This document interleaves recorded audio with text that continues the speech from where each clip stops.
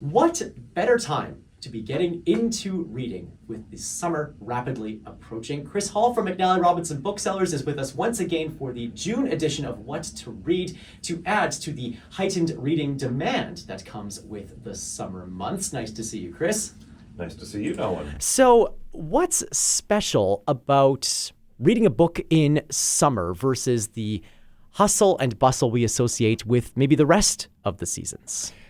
Yeah, I guess we're all different in these ways. I've come to not associate any particular season with reading. I read all the time, so like it's as we would hope for you. That's true. Then in the winter, it's nice to bundle up and get out of Sure, the cold, and sure. in the summer, it's nice to sit out in the sun. And I always say, if it's a rainy day, what better pass it by with a book? If it's a sunny day, what better way to pass it by than with a book? So. Well, maybe then how do the different atmospheres then maybe influence the way that you are taking in a story? Well, yeah, there's a school of thought that says you read kind of lighter books in the summer and you read heavier books in the winter. I counter that with, well, you're super busy in the winter, as you've just said. Yeah. That's hard to get into a book that's a bit more challenging. If you're going to be at a cottage for a couple of weeks, maybe that's the time you have the bandwidth and the brain space. But again, we're all different. We all come to books in a different way. It's really hard to generalize. Absolutely. Maybe time enough to get into a lighter book in the summertime, but maybe it's also that time you can get into a longer sort of a read. Indeed, a book that may not even have an ending of sorts. Maybe we can start with one of your titles, the Mobius book. Yes, okay. Thank you very much. By Catherine Lacey. What can you tell us about this first title? Well, she has written a few novels now, including Pew in 2020, and that's the one that put her on my radar. And then she followed that up with Biography of X, which I loved, and I included it as a what to read in March 2023. So Biography of X was one of those novels that just moved right along that line between truth and fiction, included characters with famous names, and tempted me as the reader, I'm sure I'm not alone, get online. Did this really happen? Did this character exist? All that sort of stuff. Yeah, sure. The new one does something similar, but it does something much more close to Lacey's own life. She was sent adrift in the winter of 2021 after a sudden breakup, and that caused her to seriously reflect on her own life. And this process led her to write some fiction, write some nonfiction, and then she's kind of mixed it up a bit. So I've talked about the term autofiction in this space before. It's been coined in recent years. It describes that fiction that is based very closely on author's autobiography. So it's that dividing line between autobiography and fiction. And this definitely fits the description.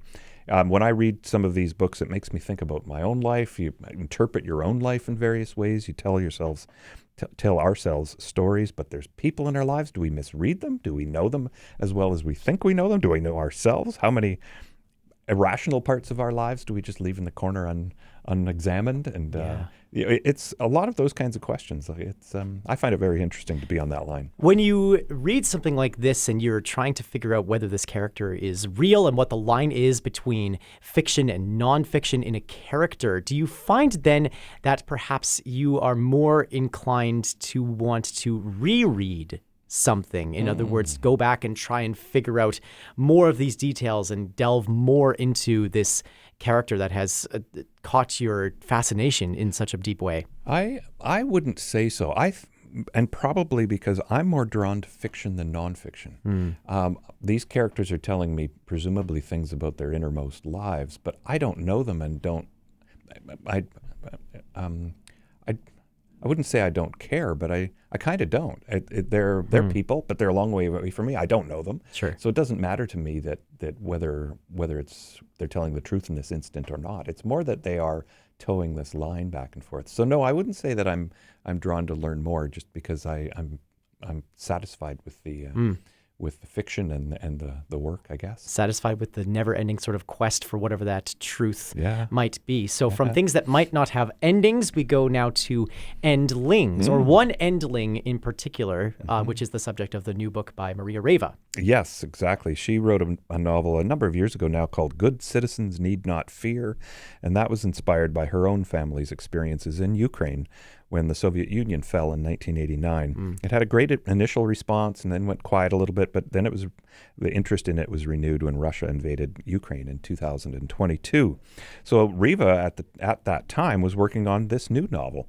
Her new novel is about two sisters who are involved in the romance tour industry, where Western bachelors and widowers are toured through Ukraine looking for docile Ukrainian brides who are, frankly, far too young for them. Yeah. So these sisters are planning an act of protest against this industry, but they are surprised halfway through the book by the Russian invasion.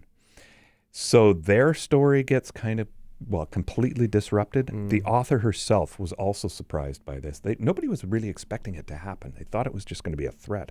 And she, the author that is, makes an appearance in her own book. She comes in and she says, well, my plans for this novel are completely thrown out because she wasn't expecting it.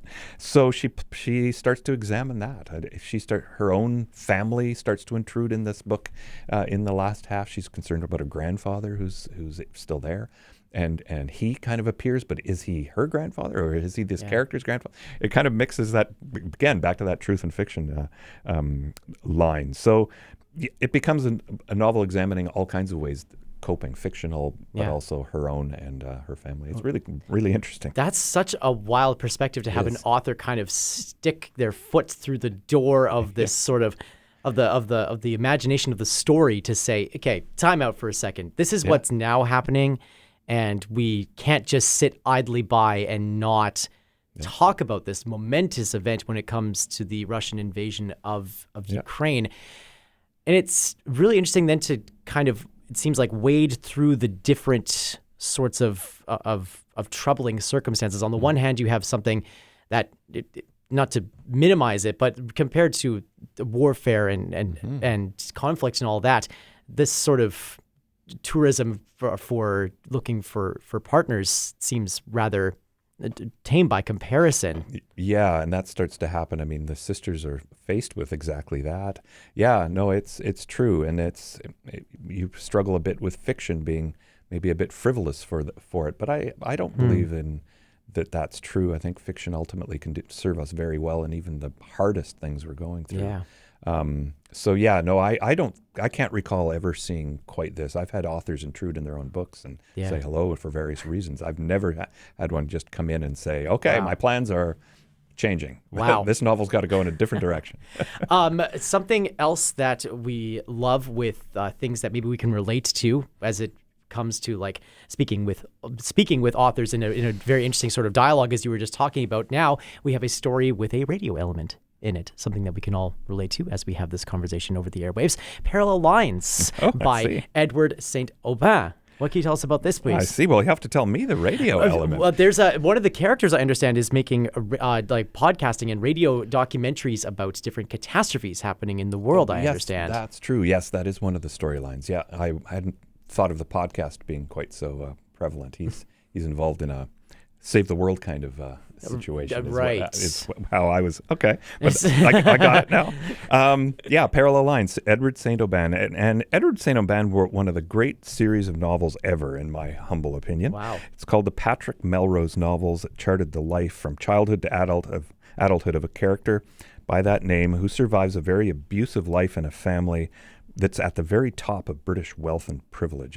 It's a difficult set of novels to recommend because they are very difficult to read, but my gosh, are they powerful. It was made into a TV series starring Benedict Cumberbatch, so you can seek out the Patrick Melrose series. It's also very good. So this new novel involves a group of characters whose lives intertwine in ways they know about and in other ways that they don't know. At the center are Olivia and Sebastian, brother and sister, who were separated at birth and adopted into separate families, and they initially have no idea of each other's existence. But when we get into the novel, they have recently discovered each other. And also, Olivia's adoptive father has realized that he's been Sebastian's therapist for years, and Sebastian's really struggling with things. So the cover does a really nice job of conveying the spirit of the novel. The title Parallel Lines could just as easily be Parallel Lives, except that, as the cover shows, there's a whole bunch of lines, different colors, but that are all crooked and crossing over each other, and they're not parallel at all. Wow. And that is not a bad elevator pitch for what the book is about. A visual representation of the plot line here. Yeah. It's an interesting juxtaposition that you're sharing here with this book, because on the one hand, it's quite difficult to read in its circumstances, but also there is maybe a different sort of lightness to it, in that folks might be able to relate to it because it was made into a TV show starring this A-list person. Yeah, it's a little easier way to get into it. Yeah. This new one isn't as heavy as that, but it does get into struggles of Sebastian in particular. But just life struggles more. Sure. Yeah. We have often talked in our What to Read series about books that transport us back to a different time in history, and that continues now with The Lost Masterpiece by B.A. Shapiro. Yes, one of my favorite things, reading novels set in historical times. So this Shapiro has written a few novels, one called The Art Forger and another called The Muralist. So he is no stranger to basing novels in the art world. This new one, he embeds us in a circle of famous painters in late 19th century Paris, which is a fun place to hang out. Yeah. Centering on the Impressionist artist Berthe Morisot, the one woman in their midst who never got her due.